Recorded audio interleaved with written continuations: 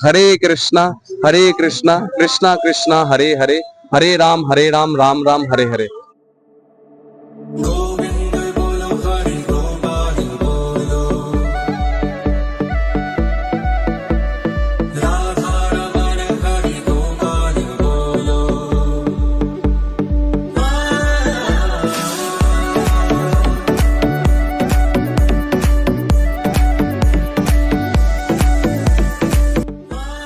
হৰে কৃষ্ণ আপুনি এইটো মন্দিৰৰ স্পেচিয়েলিটি কি হয় সেইটোৰ ওপৰত আমাক অলপ জনাব পাৰিব নেকি? হৰে কৃষ্ণ মন্দিৰৰ পোনপ্ৰথমে মই সকলোকে হৰে কৃষ্ণ মন্দিৰৰ তৰফৰ পৰা আন্তৰিক অভিনন্দন আৰু শুভেচ্ছা জ্ঞাপন কৰিছো। আৰু হৰে কৃষ্ণ মন্দিৰ বিশেষত্ব হ'ল একচুৱেলি হৰে কৃষ্ণ মন্দিৰ ৱৰ্ল্ড ৱাইড মুভমেণ্ট হয় আৰু হৰে কৃষ্ণ মন্দিৰ অন্য মন্দিৰতকৈ সম্পূৰ্ণ বেলেগ, কাৰণ কিয় পৃথিৱীত বহুত মন্দিৰ আছে। এই মন্দিৰবিলাকৰ ধৰক হৰে কৃষ্ণ মন্দিৰ অলপ ডিফাৰেণ্ট। কিয় আমি সকলো মন্দিৰতে ভগৱানক দৰ্শন কৰিছোঁ, প্ৰণাম কৰিছোঁ বা আমি প্ৰসাদ খাইছোঁ, আমি ওলাই গুচি আহিছোঁ। কিন্তু হৰে কৃষ্ণ মন্দিৰ তেনেকুৱা অকল সেইখিনিতে সীমাবদ্ধ নাথাকি হৰে কৃষ্ণ মন্দিৰ আমি জেনেৰেলি এইখিনিৰ উপৰিও আমি কি কৰিব পাৰোঁ, আমি ভগৱত তত্ত্বৰ বিজ্ঞান বুজিব পাৰোঁ। আমি কোন আমি বুজিব পাৰোঁ, মই কোন, কৃষ্ণ কোন, কৃষ্ণ আৰু মোৰ মাজত সম্বন্ধ কি আমি বুজিব পাৰোঁ। আৰু সেইকাৰণে কোৱা হয় হৰে কৃষ্ণ মন্দিৰক অকল মন্দিৰে নহয়, এইটো এটা ইনষ্টিটিউট য'ত ভগৱানৰ বিষয়ে আমি সকলো কথা বুজিব পাৰোঁ।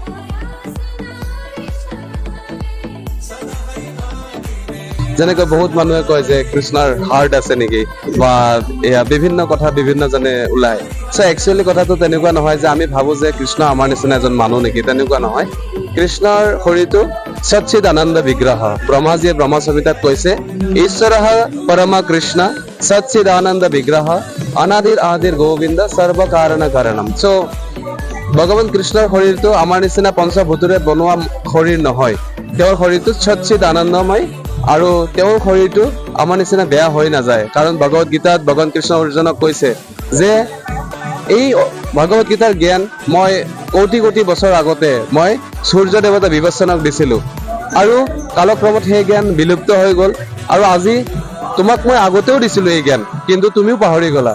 কিন্তু মই একেই আছো, সেইকাৰণে মোৰ সকলো কথা মনত আছে আৰু এগেইন মই তোমাক এই জ্ঞান দিবলৈ ওলাইছো। চ' ডেট মিনছ কৃষ্ণ আদি সেইকাৰণে কৈছে ব্ৰহ্মাজীয়ে যে ক্ৰিয়েশ্যন কৰিছে ভগৱানৰ নিৰ্দেশত ব্ৰহ্মাজীয়ে কৈছে যে ঈশ্বৰঃ পৰমা কৃষ্ণ সচ্চিদানন্দ বিগ্ৰহ অনাদিৰ আদিৰ গোবিন্দ। নট অনলি এই কৃষ্ণ আমি এইবাৰ দেখা পাইছো নহয় বা এই দাপৰ যুগত আহিছে, তেনেকুৱা নহয়। কৃষ্ণ অনন্তকাল অনাদিৰ আদিৰ গোবিন্দ, তেওঁ সকলোতকৈ পুৰণি। চ' সেয়েহে আৰু আমি এই তত্ত্ববিলাক এই হৰে কৃষ্ণ মন্দিৰত বুজিব পাৰোঁ। আৰু বিশেষকৈ হৰে কৃষ্ণ মন্দিৰৰ এটা চবচে ইম্পৰ্টেণ্ট হ'ল আমি যিকোনো পৰিস্থিতিত 4টা বজাত আৰ্লি মৰ্ণিং ব্ৰহ্ম মুহূৰ্তত 4টা বজাত মন্দিৰ খোলা যায়। ইয়াক কোৱা হয় মংগল আৰতি। আপোনালোক সকলোৱে আহিব পাৰে মংগল আৰতিত, বিকজ কোনো মন্দিৰত ধৰক আপোনালোকে তেনেকে মংগল আৰতি দৰ্শন কৰা নাই। ইয়াত আহিলে আপোনালোকে অনুভৱ কৰিব পাৰে মংগলা মিনছ শুভ, কেনেকৈ দিনটো শুভৰ কাৰণে ফাৰ্ষ্ট আৰতি কৰা হয় 4টা বজাত। সকলো ধুমুহা বতাহ ৰ'দ বৰষুণ সকলো ত্যাগ কৰি 3:30 বজাত সকলো ইয়াত উপস্থিত হয়। আপোনালোকে আহক। তাৰপিছত মংগল আৰতিৰ পিছত দৰ্শন আৰতি, গুৰু পূজা, তাৰপিছত আপোনাৰ ভাগৱতম ক্লাছ, দেন ব্ৰেকফাষ্ট, প্ৰসাদ সকলোৰে বাবে ফ্ৰী। ৱেলকাম, সকলোকে আপোনালোকক স্বাগতম জনাইছো, সকলোৱে আহক। তাৰপিছত ব্ৰেকফাষ্ট প্ৰসাদৰ পিছত এগেইন এতিয়া সময় হৈছে 11:30, 12টাৰ ভিতৰত দেন এগেইন ৰাজভোগ হ'ব ভগৱানৰ, দেন ৰাজভোগ আৰতি, দেন আফটাৰ দেন লাঞ্চ প্ৰসাদ। সকলোৱে লাঞ্চ প্ৰসাদ পাব ফ্ৰীলি, ইয়াত কোনো পইচা দিব নালাগে। ইয়াতে যেনেকুৱা মই দেখিলো কি বহু সৰু ল'ৰা ছোৱালীবিলাক আহে ইয়াতে জ্ঞান অধ্যয়ন কৰিব, তো লাইক ইয়াতে কেনেদৰে যোগাযোগ কৰিব পাৰি? আমাৰ বেচিকেলি 3খন স্কুল আছে। এখন হ'ল গোকুল স্কুল, এখন হ'ল আপোনাৰ গুৰুকুল আৰু এখন হ'ল ICVK, Indian culture of value for kids. So' Sunday Indian culture of value for kids ICVK স্কুলখন আমাৰ হয়। কোনো ষ্টুডেণ্ট ধৰক বাহিৰত পঢ়ে, কিন্তু চানডে দিনাখন তেওঁলোকে স্পিৰিচুৱেল এক্টিভিটিৰ বাবে, বিকজ বৰ্তমান সময়ত স্পিৰিচুৱেল এক্টিভিটি বহুত ইম্পৰ্টেণ্ট হৈ পৰিছে। বাহিৰৰ সমাজত মানুহে প্ৰতিযোগিতাত নামি পৰিছে, সেয়েহে মানুহ দুখত। কিন্তু যেতিয়া আমি আধ্যাত্মিক হৈ পৰিম তেতিয়া অট'মেটিকলি আমি আনন্দ পাম। সেই বস্তুটো এগেইন আমি এই আন্দোলনৰ দ্বাৰা, হৰে কৃষ্ণ মন্দিৰ আন্দোলনৰ দ্বাৰা, হৰে কৃষ্ণ মন্দিৰৰ দ্বাৰা এগেইন আমি জাগ্ৰত কৰিব বিচাৰিছো সকলোকে।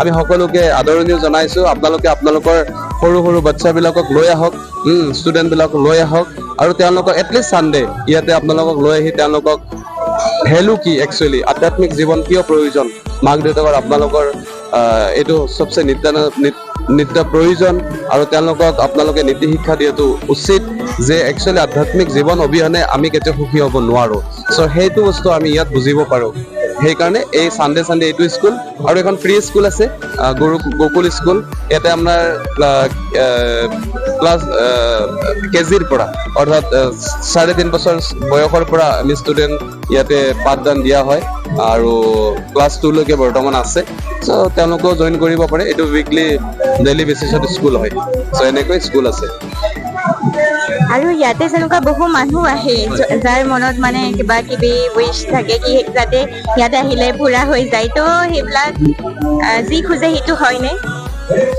একচুৱেলি হৰে কৃষ্ণ মন্দিৰ অন্য মন্দিৰতকৈ ডিফাৰেঞ্চ মই আগতে কৈছো আপুনি চাওক মেটেৰিয়েল ৱৰ্ল্ডৰ যিকোনো বস্তু পায় ষ্টিল এই পৃথিৱীৰ ভিতৰত আছে আপুনি চ' ডেট ছাপ'জ আপুনি জেলত আছে মই এটা এক্সাম্পল দিছো জেলত আছে আপুনি জেলৰ ভিতৰত আপুনি কিমান ফেচিলিটি নাপাওঁ কিয় 5 ষ্টাৰ হোটেলৰ ফেচিলিটি পালেও ষ্টিল আপুনি জেলত আছে বাট এজন শুদ্ধ বা এজন জ্ঞানী মানুহৰ কাম কি যে তেওঁ সামহাও জেলৰ পৰা বাহিৰত আহিব আৰু অট'মেটিকলি তেওঁ ইচ্ছা অনুযায়ী তেওঁ 5 ষ্টাৰৰ মজা ল'ব পাৰিব বাহিৰত অহাৰ পিছত কিন্তু জেলৰ ভিতৰত কিয় ল'ব লাগে কাৰণ অলৰেডি তেওঁ জেলৰ ভিতৰত আছে বুদ্ধিমানৰ কৰ্তব্য এইটো যে জেলৰ পৰা কেনেকে বাহিৰত যাওঁ চ' হৰে কৃষ্ণ মন্দিৰে এই মেটেৰিয়েল ৱৰ্ল্ডত দুখ কষ্ট এনেই পাই আছো আমি জীৱনত আৰু দুখ কষ্টৰ মাজত সোমাব নিদিয়ে আপোনালোকক ইয়াৰ পৰা বাহিৰত ওলাই লৈ যাব বাহিৰ মানে হ'ল ভগৱত ধাম য'ত আমি পৰমানন্দ লাভ কৰিব পাৰিম হৰে কৃষ্ণ মন্দিৰৰ উদ্দেশ্য হ'ল আপোনাক এই জেলৰ পৰা বাহিৰ কৰি অৰ্থাৎ এই ভৱ সমুদ্ৰৰ পৰা বাহিৰ কৰি আপোনাক ভগৱানৰ ধামত পুনৰাই লৈ যোৱাৰ